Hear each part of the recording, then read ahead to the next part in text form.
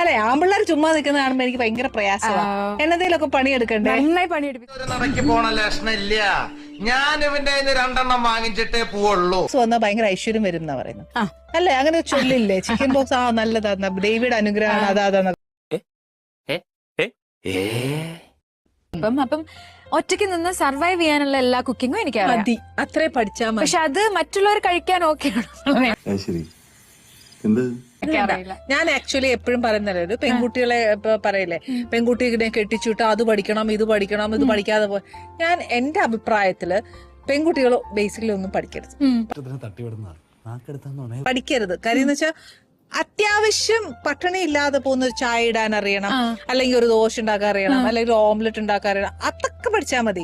അതിൽ കൂടുതലൊന്നും പഠിക്കരുത്. കാര്യം എന്താണെന്നറിയോ, നമ്മൾ പഠിക്കുന്നതല്ല കെട്ടി വീട്ടിൽ ചെന്ന് കഴിക്കുമ്പോൾ ഉണ്ടാവുന്നത്. അവിടെ എന്തായാലും ഡിഫറെന്റ് ടേസ്റ്റ് ആയിരിക്കും. ചിലപ്പോ നമ്മുടെ ടേസ്റ്റ് പിടിക്കുകയല്ലായിരിക്കും. അത് പഠിക്കുന്നതല്ലേ എളുപ്പം. എല്ലാവരും ഒറ്റയ്ക്ക് നിൽക്കാൻ പഠിക്കുന്നതാണ്. ഞാൻ എന്റെ 3 പിള്ളേരെ അങ്ങനെ പഠിപ്പിച്ചു.